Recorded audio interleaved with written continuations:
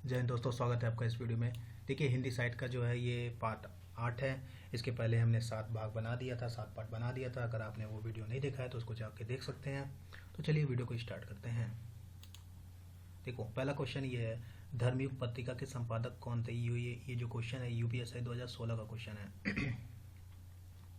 देखो चलो, अब इनके बारे में थोड़ा सा हम लोग जान लेते हैं। धर्मवीर भारती आधुनिक हिंदी साहित्य के प्रमुख लेखक, कवि, नाटककार और सामाजिक विचारक थे। वे साप्ताहिक पत्रिका धर्मयुग के प्रधान संपादक भी थे। तो इसका आंसर क्या हो जाएगा? धर्मवीर भारती।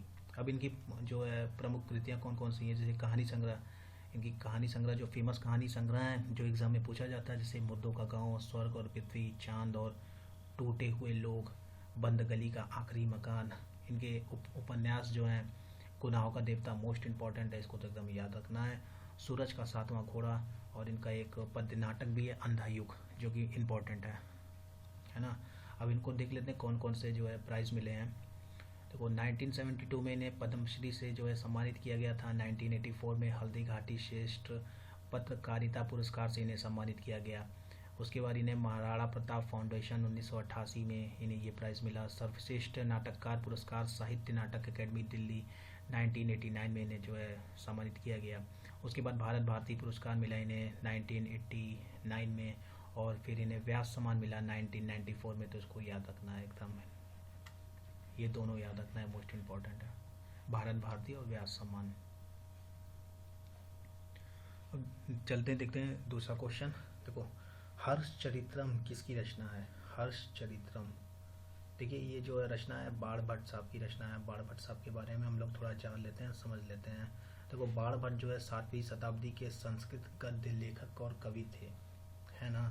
ये राजा हर्षवर्धन के दरबार में रहते थे बाण भट्ट।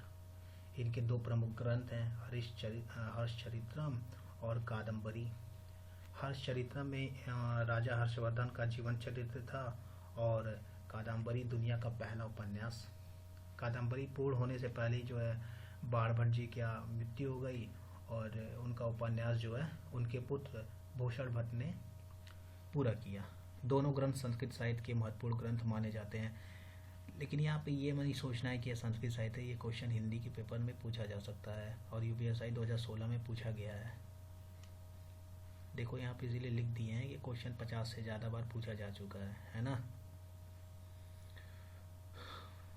देखते हैं अब अगला क्वेश्चन आज का। सुभद्रा कुमारी चौहान का पहला कहानी संग्रह कौन सा है? आइए इनके बारे में हम लोग थोड़ा जान लेते हैं। देखो, सुभद्रा कुमारी चौहान हिंदी की सुप्रसिद्ध कवित्री और लेखिका थी। इनकी प्रसिद्धि झांसी की रानी कविता के कारण है, जो बचपन में सब लोग पढ़े हुए हैं। अब इनको सम्मान क्या मिला है? इनकी राष्ट्र प्रेम की भावना को सम्मानित करने के लिए इनके नाम पर 26 अप्रैल 2006 को भारतीय तटरक्षक सेना में एक युद्ध पोत को शामिल किया गया था। समझ रहे हो, कितनी बड़ी बात है। अब इनके कुछ कहानी संग्रह हैं, बिखरे मोती, ठीक है, उन्मादिनी, सीधे सीधे चित्र। ये तीनों इनके कहानी संग्रह हैं, जिसमें ये इंपॉर्टेंट है बिखरे मोती। इंपॉर्टेंट तो सारे हैं, मतलब ये एग्जाम में पूछा गया है। फिर एक इनका कविता संग्रह जो है मुकुल और त्रिधारा, ये दोनों मोस्ट इम्पॉर्टेंट है।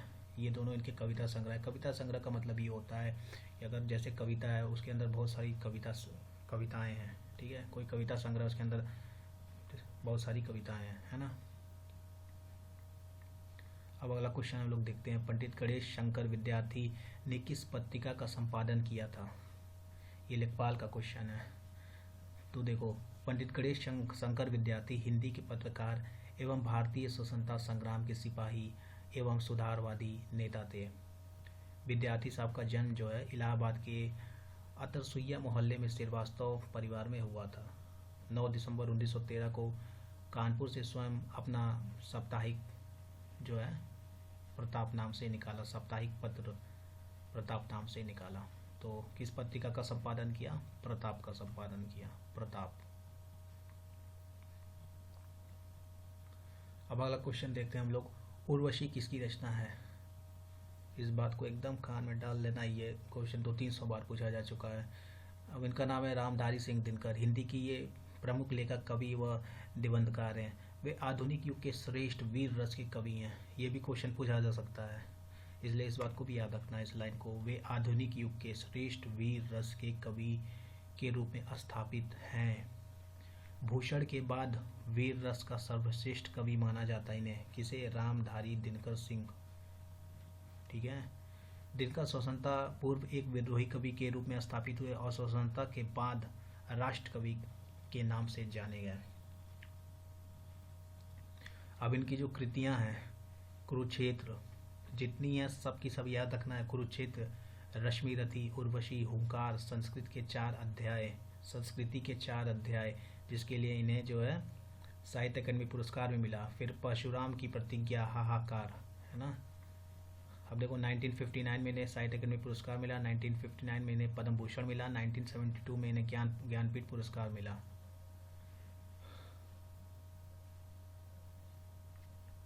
ये तो बता ही दिए। संस्कृत के 4 अध्याय के लिए साहित्य अकादमी पुरस्कार मिला 1959 में, और उर्वशी के लिए भारतीय ज्ञानपीठ पुरस्कार मिला 1972 में। ज्ञानपीठ पुरस्कार पहले किसी एक रचना को दिया जाता था, परंतु अब पूरे खड़े खड़े लेखकों को दिया जाता है।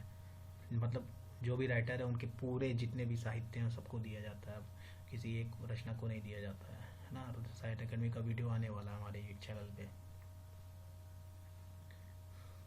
अब देखो अगला क्वेश्चन है ये कांस्टेबल का क्वेश्चन है, जो फायरमैन वाला एग्जाम अभी हुआ था, फायरमैन जेल वार्डन वही। तो ये क्वेश्चन है, उस जनपद का कवि हूँ, किसकी रचना है। अब आइए इनके बारे में हम लोग थोड़ा जान लेते हैं। ये त्रिलोचन शास्त्री जी हैं।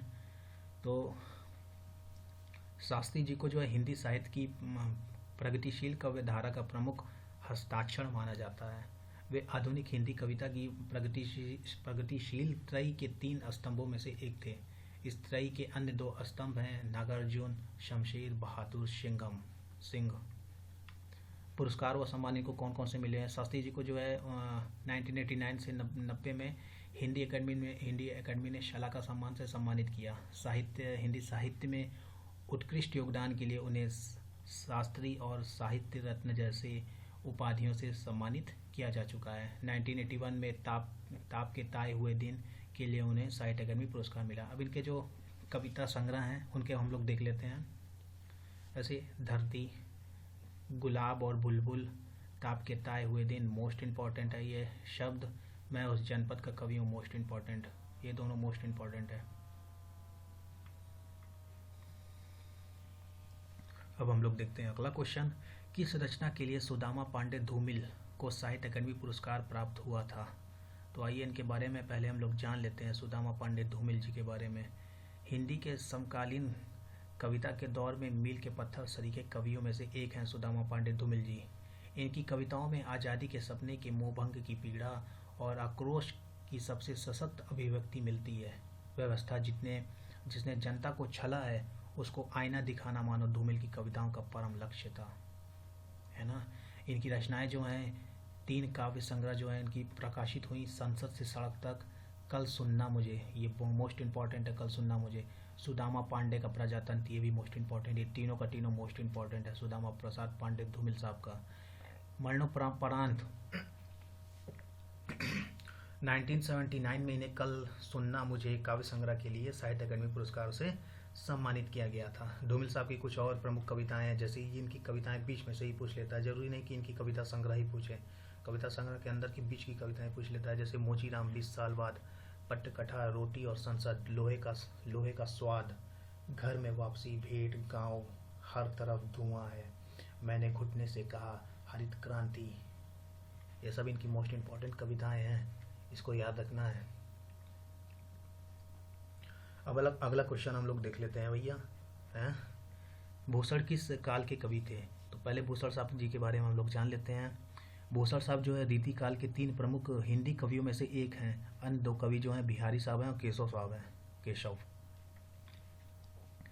रीति काल में जब सब कवि श्रृंगार रस की रचना कर रहे थे, वीर रस में प्रमुखता से रचना करने वाले भूषण ने अपने को सबसे अलग साबित किया।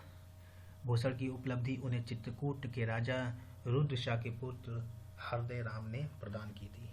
हृदय राम, विद्वानों ने इनके 6 ग्रंथ माने हैं, शिवराज भूषण, शिवा बावनी, छत्र साल दशक, भूषण उल्लास, भूषण हजारा और दुष्णो नल्ला सा, है ना। लेकिन परंतु इनके जो 3 ग्रंथ जो है, ऐसा माना जाता है कि इन्होंने 3 ही लिखा है, मतलब मिले जो तीन ही हैं, ठीक है ना। जैसे एक शिवराज भूषण मिला है, छत्रसाल दशक मिला है और शिवा बावनी मिला है। अब देखो शिवराज भूषण ये एक विशालकाय ग्रंथ है जिसमें 385 पद हैं, 385 पद हैं। शिवा बावनी जो है इसमें 52 कविताओं में छत्रपति शिवाजी महाराज के शौर्य पराक्रम आदि का ओजपूर्ण वर्णन किया गया है। और छत्रसाल दशक में 10 कविताओं के अंदर बुंदेला वीर छत्रसाल के शौर्य का वर्णन किया गया है।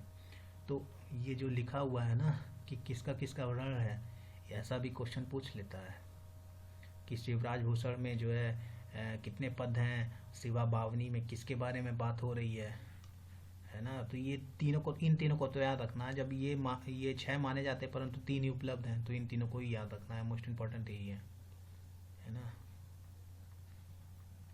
और ये जो है इसके किसके वीर रस के कवि हैं, इस बात को भी याद रखना है। ये वीर रस के कवि हैं भूषण। और अभी जो थोड़ी देर पहले बताए थे उनके बारे में, रामधारी सिंह दिनकर जी के बारे में,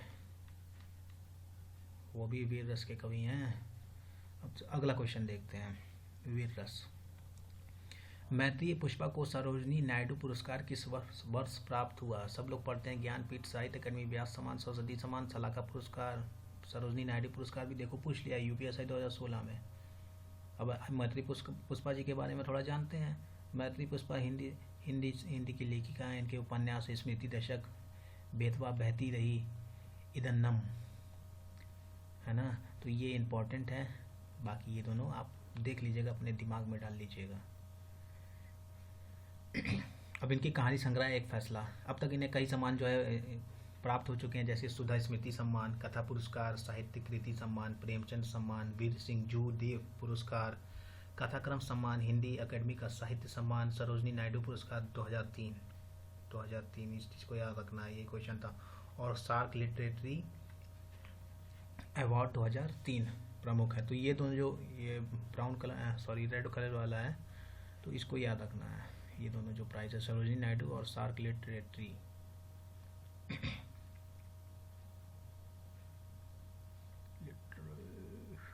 अब देखिए अगला क्वेश्चन हम लोग देखते हैं। श्याम नारायण पांडे को किस महाकाव्य के लिए देव पुरस्कार प्राप्त हुआ था? श्याम नारायण पांडे साहब को, तो ये पांडे साहब को जो है वीर रस के सुविख्यात हिंदी कवि हैं, है ना।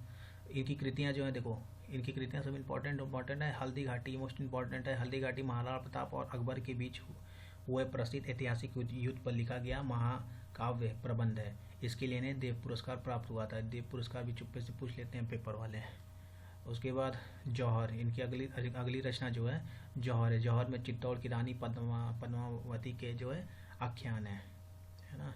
फिर इसके अलावा इनका तुमुल है, रूपांतरण है, आरती है, जय पराजय, गोरावध है, जय हनुमान है, शिवाजी महाकाव्य है। इनकी ये अन्य रचनाएं हैं। अब अगला क्वेश्चन देखते हैं। ये एक स्पेशल क्वेश्चन है जो कि एग्जाम में चुप्पे से पूछ लिया जाता है ना। चाचा चौधरी पात्र के रचनाकार कौन है? चाचा चौधरी, बचपन में पढ़ते थे ना चाचा चौधरी। तो कार्टूनिस्ट प्राण कुमार शर्मा, जिन्हें प्राण के नाम से भी जाना जाता है, भारतीय कॉमिक्स जगत के सबसे सफल और लोकप्रिय कार्टूनिस्ट प्राण ने 1960 में कार्टून बनाने की शुरुआत की। प्राण को सबसे ज़्यादा लोकप्रिय उनके पात्र चाचा चौधरी और साबू ने बनाया था। साबू भी याद होगा। सर्वप्रथम लोटपोट के लिए बनाए गए उनके ये कार्टून बेहद लोकप्रिय हुए। आगे चलकर प्राण ने चाचा चौधरी और साबू को केंद्र में रखकर स्वतंत्र कॉमिक्स पत्रिकाएं भी प्रकाशित की।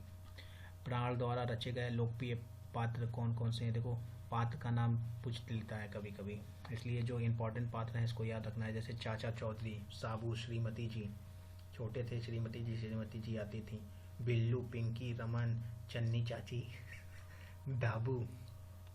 अब देखो इनको कौन कौन से सम्मान मिले हैं जो है। प्राण साहब को कई पुरस्कार से नवाजा गया है।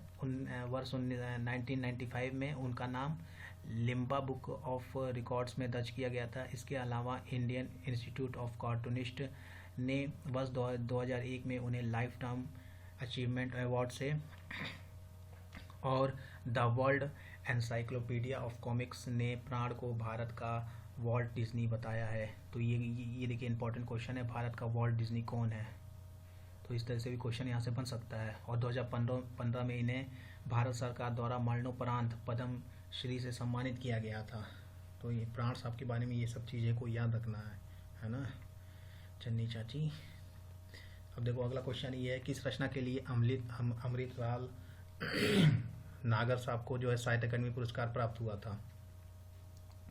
तो देखिए अमृतलाल नागर साहब जो है हिंदी के सुप्रसिद्ध साहित्यकार थे। ये इनकी रचनाएं जो इंपॉर्टेंट रचनाएं, बूंद और समुद्र, शतरंज के मोहरे, सुहाग के नुपुर इंपॉर्टेंट है, विष और अमृत ये भी इंपॉर्टेंट है, सात घूंघट वाला मुखड़ा, मानस का हंस, नचियो बहुत गोपाल, खजन नयन, ठीक है, ये इनके इंपॉर्टेंट उपन्यास है जिस बात को याद रखना है ना। पुरस्कार देखो, बूंद और समुद्र पर काशी नगरी प्राचार्यणी सभा का विक्रम संवत 2015 से 2018 तक बकुट प्रसाद पुरस्कार एवं सुधाकर पदक प्राप्त हुआ है, ठीक है। नूपुर के सुहाग के लिए जो है इन्हें प्रेमचंद पुरस्कार प्राप्त हुआ है। अमृत और विष के लिए जो है 1970 में सोवियत लैंड नेहरू पुरस्कार प्राप्त हुआ है। ये सोवियत लैंड नेहरू और सरोजिनी नायडू सार्क लिटरेरी वाला जो ये सब होता है ना, ये चुप्पे से पूछ देता है एग्जाम में कभी कभी, तो ये सब याद रखना है। फिर अमृत और विष के लिए 1967 में 67 में जो है इन्हें साहित्य अकादमी पुरस्कार भी प्राप्त हुआ था। मानस का हंस के लिए इन्हें जो है मध्य प्रदेश शासन साहित्य परिषद वर्ष 1972 का अखिल भारतीय वीर सिंह देव पुरस्कार प्राप्त हुआ था। तो ये अमृत और विष को एकदम याद रखना, और ये दोनों प्राइज को, और ये सुहाग का नुपुर को भी याद रखना है। सुहाग का नुपुर, आगे तो तुमको प्राइज तो कुछ ज़्यादा ही मिला हुआ है जो है। एक याद रखना है, साहित्य वाचस्पति वाला, ये संस्कृत में दिया जाता है, लेकिन कभी कभी चुप्पे से पूछ देते हैं, सब इन्हीं को मिला है। अब चलते हैं अगले क्वेश्चन पे, प्राइज इनको कुछ ज़्यादा ही मिल गया है जो है। ओ, राग पंचाध्यायी की भाषा कैसी है? बताओ, ये इतना कठिन क्वेश्चन जो है यूपीएससी 2016 में पूछ लिया गया था। रास देखो, नंददास ब्रज भाषा के संत कवि थे।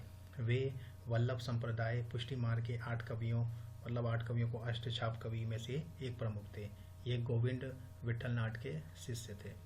अब अष्टछाप के बारे में थोड़ा सा देख लेते हैं, अभी बता भी देंगे। अष्टछाप महाप्रभु श्री वल्लभाचार्य जी के एवं उनके पुत्र श्री विठल नाथ जी द्वारा संस्थापित 8 भक्तिकालीन कवियों का एक समूह था, जिन्होंने अपने विभिन्न पद एवं कीर्तनों के माध्यम से भगवान श्री कृष्ण की विभिन्न लीलाओं का गुणगान किया। अष्टछाप की स्थापना 1565 में हुई थी। अष्टछाप का शाब्दिक अर्थ होता है 8 मुद्राएं। अब जो ये 8 लोग थे, इसमें थे कुंभन दास, सूरदास, कृष्णदास, परमानंद दास, गोविंद स्वामी, चित्त स्वामी, चतुर्भुज दास और नंददास, ठीक है। तो ये याद रखना है नंददास जी के बारे में। 1 2 3 4 5 6 7 8 नंददास। अब देखिए नंददास जी की रचनाएं कौन कौन सी है। सिद्धांत पंचाध्यायी, जो कि क्वेश्चन था हमारा।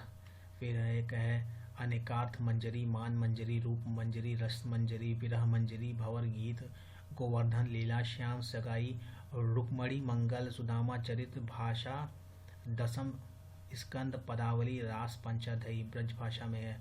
तो क्वेश्चन भी हमारा यही था ना कि इसकी भाषा कैसी है, रास पंचाध्यायी की, तो उसकी भाषा कौन सी है? ब्रज भाषा है ना। इतना कठिन क्वेश्चन यूपीएससी में पूछ लिया था। चलते हैं अगले क्वेश्चन पे, कठिन को मारो गोली। माटी की मूरत, ये एक रेखा चित्र है कि रचनाकार कौन है, ठीक है। तो इसके बारे में हम लोग जान लेते हैं। देखिए इनके रचनाकार जो है रामवृक्ष बेनीपुरी साहब हैं, जो कि भारत के एक महान विचारक, चिंतक, मनन करने वाले क्रांतिकारी साहित्यकार, पत्रकार, संपादक थे। वे हिंदी साहित्य के शुक्लोत्तर युग के प्रसिद्ध साहित्यकार थे, है ना। अब आइए आगे बढ़ते हैं। अब इनके जो फेमस नाटक हैं उनके बारे में हम लोग देख लेते हैं। एक है अम्बपाली, सीता की माँ, ये रेड वाले इंपॉर्टेंट हैं। संघमित्रा, अमर ज्योति, सिंगल विजय, शकुंतला, राम राज्य, नेत्रदान, गांव का देवता, नया समाज, विजेता, बैजू मामा, ये रेड वाले जितने हैं ना मोस्ट इम्पॉर्टेंट है। ये मतलब इनके आ चुके हैं एग्जाम में, इसलिए याद रखना है। अब इनका देखो संस्मरण और निबंध रेखा चित्र जो है, पतितों के देश में, चिता के फूल, ये चिता के फूल मोस्ट इम्पॉर्टेंट है रामवृक्ष बेनीपुरी साहब का, है ना। तो इस बात को याद रखना है। उसके बाद जो है इनका और भी जो है लाल तारा है, कैदी की पत्नी, ये माटी की मूर्त, ये मोस्ट इंपॉर्टेंट है। गेहूं गुलाब मोस्ट इंपॉर्टेंट है। जंजीरें और दीवारें अभी मोस्ट इंपॉर्टेंट है।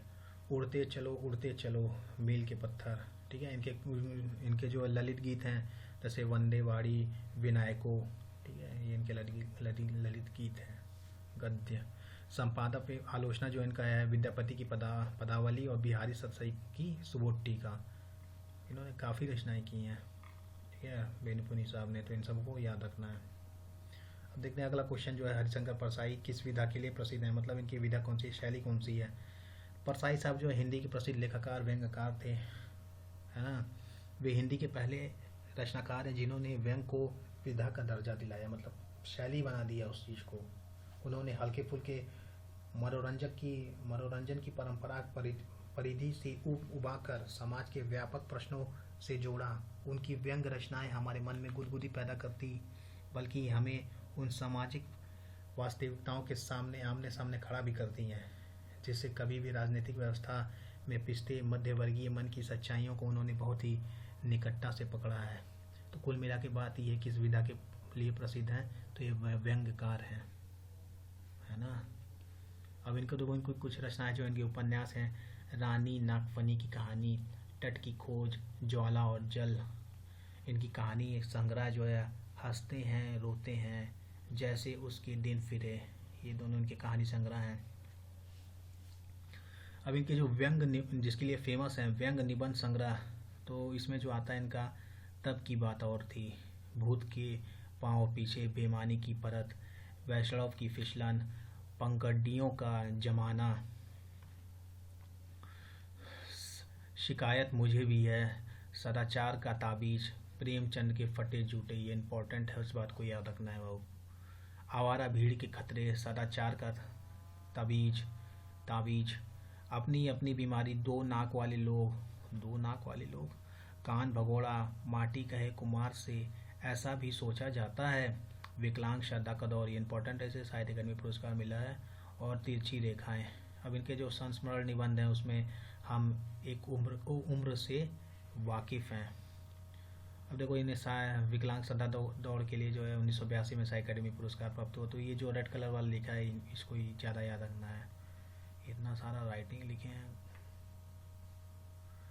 अब अगला क्वेश्चन देखते हैं, दीप जले शंख बजे किसकी रचना है, दीप जले शंख बजे, बताइए किसकी रचना है।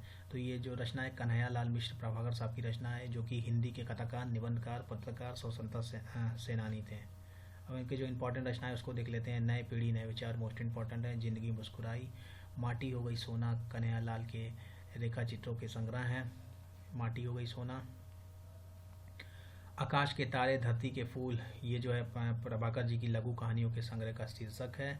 दीप जले शंख बजे में जीवन के छोटे पर अपने आप में बड़े व्यक्तियों के संस्मरण रेखा चित्र का संग्रह है। जिंदगी मुस्कुराई तथा बाजे पहेलिया के घुंघरू नामक संग्रहों में अपने कतिपय छोटे प्रेरणादायी ललित निबंध संग्रहित हैं। तो इनका जो यही सब इम्पोर्टेंट रचनाएं हैं जिसको याद रखना है, ठीक है। ये नई पीढ़ी नए विचार याद रखना है, जिंदगी मुस्कुराई, माटी हो गई सोना, दीप जले शंख बजे, ये मोस्ट इंपॉर्टेंट है। और अगर पूछा जाएगा तो यही चारों में से पूछा जाएगा प्रभाकर साहब का, अगर पूछा जाता है तो। अब देखिए अगला क्वेश्चन है, श्रीलाल शुक्ल को व्यास सम्मान किस वर्ष दिया गया, ये अच्छा क्वेश्चन है।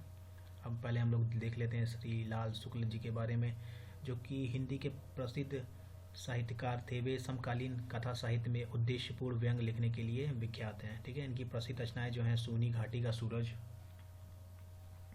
अज्ञातवास, राग दरबारी, ये मोस्ट इंपॉर्टेंट है, राग दरबारी, आदमी का जहर, सीमाएं टूटती हैं, इंपॉर्टेंट है, मकान, पहला पड़ाव, विश्रामपुर का संत, अंगद का पाव, ये भी मोस्ट इंपॉर्टेंट है, यहाँ से वहाँ, उमराव नगर में कुछ दिन, ये भी इम्पोर्टेंट है ना। तो ये सब इनका इम्पोर्टेंट है। कुछ ज़मीन में कुछ हवा में, आओ बैठ लें कुछ देर, ये सब इनके इम्पोर्टेंट रचना है, ठीक है। 1969 में श्रीलाल शुक्ल को साहित्य अकादमी पुरस्कार मिला राग दरबारी के लिए। 2009 में इन्हें ज्ञानपीठ से सम्मानित किया है। फिर 1999 में इन्हें व्यास सम्मान मिला, 2005 में इन्हें यश भारती मिला, 2008 में इन्हें पद्म भूषण मिला, अच्छे सम्मान मिले हैं इनको, ठीक है। ये चीज़ को याद रखना है कि इन्हें साहित्य अकादमी और ज्ञानपीठ दोनों मिला है, तो ये भी एक क्वेश्चन बन सकता है, मोहब्बत भी है। चलो अगला क्वेश्चन देखते हैं, 2018 का व्यास सम्मान किसे प्रदान किया गया। ये यूपीएससी 2016 का क्वेश्चन है, इसका मतलब है पेपर 17 में हुआ था, तो ये करंट का क्वेश्चन है लेकिन हिंदी का है। देखो, लीलाधर जगूड़ी साहित्य अकादमी द्वारा पुरस्कृत हिंदी कवि हैं, ठीक है ना। इनकी जो रचनाएं हैं, शंखमुखी शिखरों पर, अनुभव के आकाश में चांद, ये इंपॉर्टेंट है, इसके लिए इन्हें साहित्य अकादमी पुरस्कार 1997 में प्राप्त हुआ। जितने लोग उतने प्रेम, इसके लिए इन्हें व्यास सम्मान 2018 में प्राप्त हुआ। तो ये दोनों को याद रखना है, व्यास सम्मान जितने लोग उतने प्रेम के लिए, अनुभव के आकाश में चांद, इसके लिए इन्हें साहित्य अकादमी पुरस्कार 1997 वाला प्राप्त हुआ था। क्लास लंबी जा रही है, बोर मत होइएगा, पढ़ते रहिएगा, है ना। देखो अगला क्वेश्चन है भाई लोग, प्रदीप पत्रिका के संपादक कौन थे? कौन थे ही होगा यहाँ पे। पंडित बाल कृष्ण भट्ट साहब जो है इस पत्रिका के संपादक थे। ये हिंदी के सफल पत्रकार, उपन्यासकार, नाटककार, निबंधकार थे। उन्हें आज की गद्य प्रधान कविता का जनक माना जाता है। ये अपने आप में एक क्वेश्चन है, इस बात को याद करना है, इस लकीर को याद रखना है, इस लाइन को। भट्ट साहब ने हिंदी प्रदीप नामक मासिक पत्रिका निकाला। इनके जो उपन्यास हैं जो कि पूछा जा सकता है, नूतन ब्रह्मचारी, 100 अजान एक सुजान, मौलिक नाटक इनके जो थे, बाल विवाह और रेल का विकट खेल, ये एक बार पूछा जा चुका है, इसलिए इस चीज़ को याद रखना है, याद रखने का। चलते हैं अगला क्वेश्चन। देखो, उल्का उपन्यास के रचयिता कौन है? ये 2016 यूपीएसआई का क्वेश्चन है। इसके जो रचयिता हैं वो हैं रामेश्वर शुक्ल अंचल, ठीक है। ये हिंदी भाषा के कवि थे और रामेश्वर साहब जो थे छायावाद युग के उत्तरार्ध के कवि हैं। बाद में इन्होंने मार्क्सवादी तथा प्रगतिशील कविताएं भी लिखी हैं। इनकी जो रचनाएं, इंपॉर्टेंट रचनाएं, जैसे उल्का मोस्ट इंपॉर्टेंट है, चढ़ती धूप, शीलजयी, कुंवर की दुल्हन, अपराजिता, मधुलिका, लाल चुनर के किरण बेला, करेल, वर्षात के बादल, विराम चिन्ह, ठीक है। इनको जो सम्मान मिला है उसमें ये याद रखा जा सकता है, वाचस्पति सम्मान जो इन्हें मिला है हिंदी साहित्य सम्मेलन द्वारा, ठीक है। ये इनको सम्मान प्राप्त हुआ है अंचल साहब को।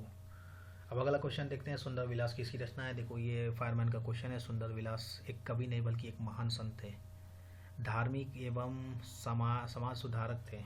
ये छोटे सुंदर के नाम से प्रसिद्ध थे, है ना। इनकी जब कहानी पढ़ोगे तो पता चलेगा इनका नाम छोटे सुंदर कैसे पड़ा, तो उतना हम लोग अंडर डीप में जाने का नहीं। अब इनको जो रचना है, देखो, ज्ञान समुद्र है, सुंदर विलास है, इंपॉर्टेंट है। उसके बाद है सर्वयोग प्रदीपिका, ठीक है। उसके बाद इनकी रचनाएं हैं पंचेंद्रिय चरित्र। उसके बाद इनकी रचनाएं मच्छर काट लिया था, सुख समृद्धि। उसके बाद इनकी रचनाएं अद्भुत उपदेश। उसके बाद उनकी रचनाएं हैं स्वप्न प्रबोध। फिर है वेद विचार। उसके बाद है उक्त अनूप। उसके बाद इनकी रचनाएं ज्ञान झूलना। और उसके बाद इनकी रचनाएं पंच प्रभाव, ठीक है। इनकी रचनाएं सुंदर विलास साहब की, ठीक है। सुंदर विलास किसकी रचनाएं है? तो ये सुंदर दास जी की रचनाएं हैं। ये सुंदर दास जी का चित्र है, फोटो।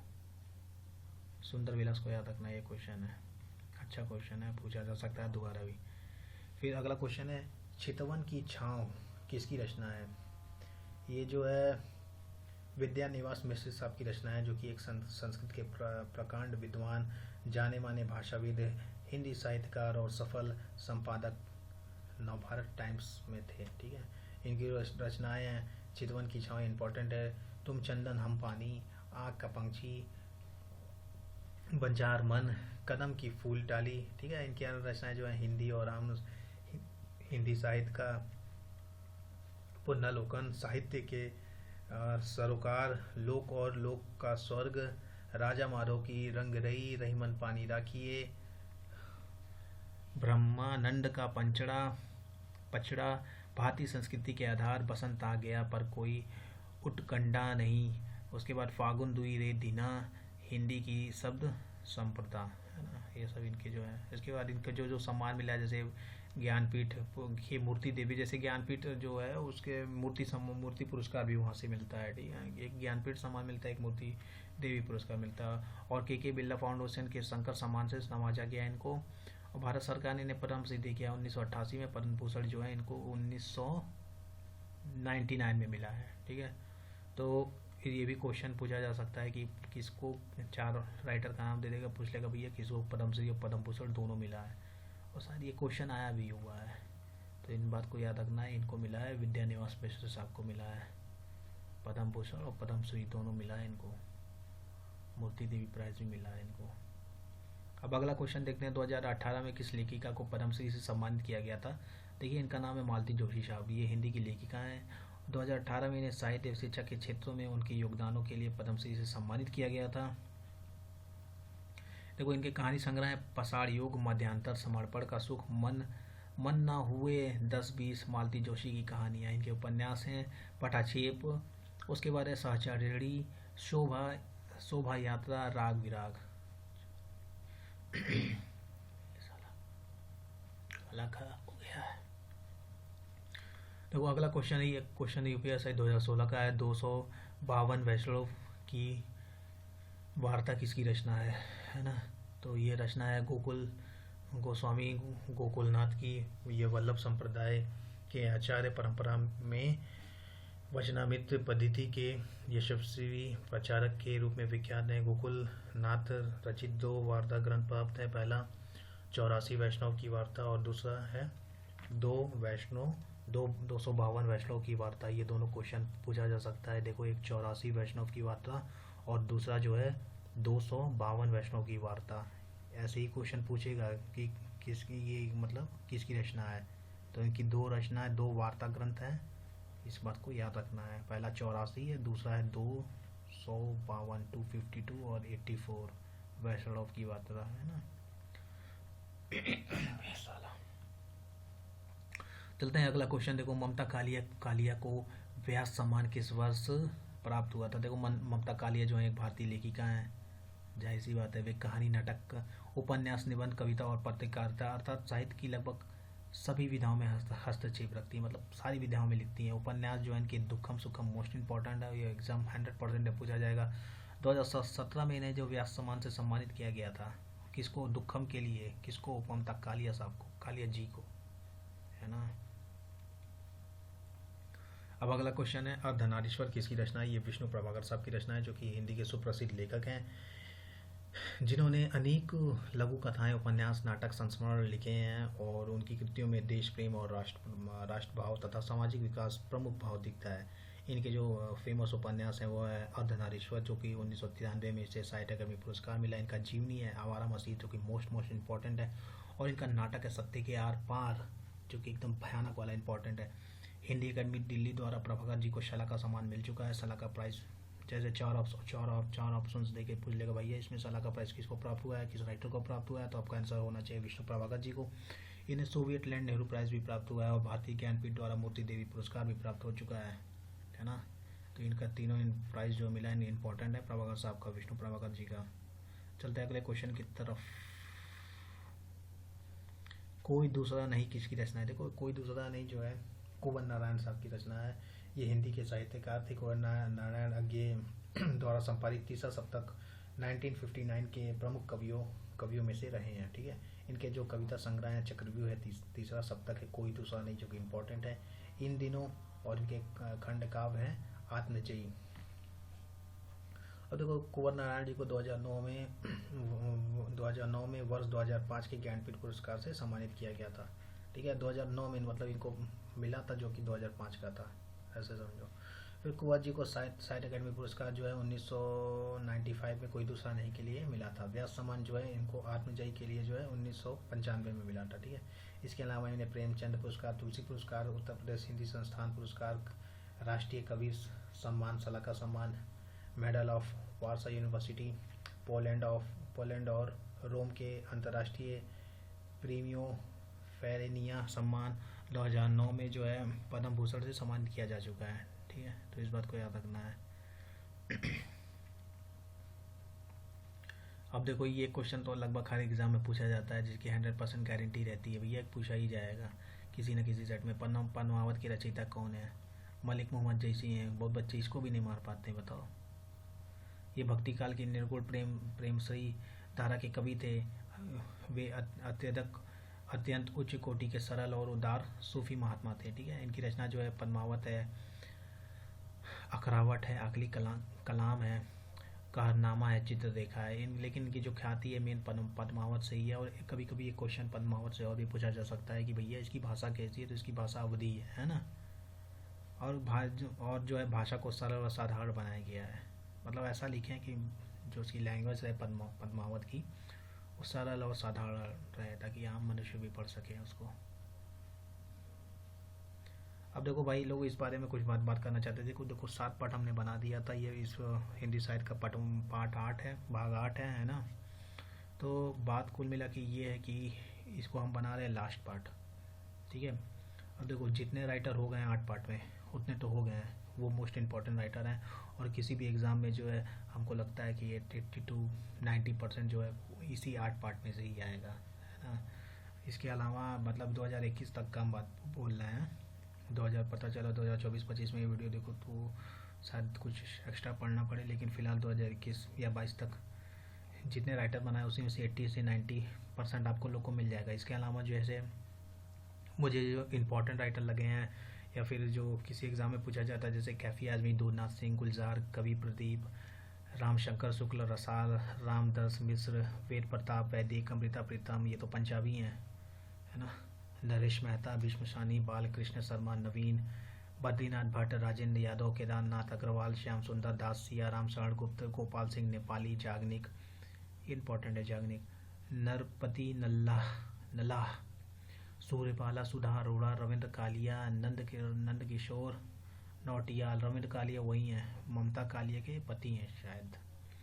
बंकिम चंद्र चटर्जी, मनीषा कुलश्रेष्ठ, नंद दुलारे वाजपेयी, कमलेश्वर भवभूति, शंकर श्रेष्ठ, निर्मल वर्मा, भगवान दास मोरवाल, वासुदेव सरल अग्रवाल, भिखारी ठाकुर भोजपुरी वाले हैं ये, नामवर सिंह, उषा प्रियम्बदा, सुदर्शन, सोहन लाल द्विवेदी, योगी हरि, देवेंद्र सत्यार्थी, MT वासुदेवन, ये सब तमिल के हैं। एक वहाँ मिला था साहित्य अकादमी पुरस्कार। विद्यापति, ये तो संस्कृत वाले अन्य लेखक, ठीक है। ये हमको इम्पोर्टेंट लगा ये लेखक, ठीक है। तो इनके बारे में जब भी हम वीडियो बनाएंगे तो जो हिंदी साहित्य का ये पार्ट 8 है, ठीक है। इसके बाद जब भी वीडियो बनाएंगे या फिर अगर आप लोग को कोई और राइटर का लगे जिसको वीडियो बनाना चाहिए, तो वो सारे लेखकों का जितने भी ये लोग लेखक लोग हैं इनके लिए हम जब भी वीडियो आएगी तो उसका नाम होगा पार्ट 9, हिंदी साहित्य पार्ट 9, ठीक है। तो फिलहाल ये लास्ट पार्ट है फिलहाल के लिए, क्योंकि इसके बाद हम साहित्य अकादमी पुरस्कार जितने भी हिंदी के पुरस्कार हैं या फिर हिंदी सम्मेलन वगैरह हैं तो उसके बारे में वीडियो बनाना है ना। तो ये जो राइटर है ये मतलब 8 पार्ट में हमको लगता है 80 से 90% हो जाते हैं। और ये जो बच रहे हैं या फिर आप कमेंट में अगर कुछ लिखते हैं तो वो सारे राइटरों को लेकर फिर पार्ट 9 में जो है एक वीडियो बना दिया जाएगा, है ना। बात समझ गए होंगे, मुझे लगता है ऐसा। अब चलते हैं अगला क्वेश्चन। देखो रश्मि मीमांसा जो है किसकी रचना है। और नो, क्वेश्चन पूरा नहीं लिखा गया, तो यही लिखा है क्वेश्चन, ठीक है। तो क्वेश्चन तो समझ ही गए होंगे। देखो आचार्य रामचंद्र शुक्ल जो है हिंदी आलोचक, निबंधकार, साहित्य इतिहासकार, कोशकार, अनुवादक, कथाकार और कवि हैं। इनके द्वारा लिखी गई सर्वाधिक महत्वपूर्ण पुरस्कार हैं हिंदी साहित्य का इतिहास, जो कि मोस्ट इम्पॉर्टेंट किताब है, जिसके द्वारा आज भी काल निर्धारण और पाठ्यक्रम निर्माण में सहायता ली जाती है। हिंदी में पाठ आधारित वैज्ञानिक आलोचना का सूत्रपात उन्हीं के द्वारा होता है। हिंदी निबंध के क्षेत्र में भी शुक्ल जी का महत्वपूर्ण योगदान है। भाव मनोविकार संबंधित मनोविश्लेषणात्मक निबंध उनके प्रमुख हस्ताक्षर हैं। शुक्ल जी ने इतिहास लेखन में रचनाकार के जीवन और पाठ को समान महत्व दिया है। उन्होंने प्रासंगिकता के दृष्टिकोण से साहित्यिक प्रत्ययों एवं रस आदि की पुनर्व्याख्या की है, ठीक है। भाई लोग देखो कला एकदम भर गया है ना। मौलिक इनकी जो देखो मौलिक कृतियाँ कौन कौन सी हैं। रामचंद्र शुक्ल साहब की आलोचनात्मक ग्रंथ रश्मि मीमांसा, त्रिवेणी और सूरदास, जिसमें ये मोस्ट इम्पॉर्टेंट है त्रिवेणी सूरदास, ठीक है। इनके जो निबंधात्मक ग्रंथ हैं, बोला नहीं जा रहा है यार, उन उसमें जो है निबंध जो है चिंतामणि है और नामक ग्रंथ 2 भागों में संग्रहित है, ठीक है। एक मित्रता है और विचार विधि है, ठीक है। इनके ऐतिहासिक ग्रंथ जो है हिंदी साहित्य का इतिहास है, जो कि मोस्ट इम्पोर्टेंट है, ठीक है। अब जो कोई इनकी जो अनुदित कृतियाँ, जैसे शशांक का इन्होंने जो है बांग्ला में अनुवाद किया था उपन्यास का।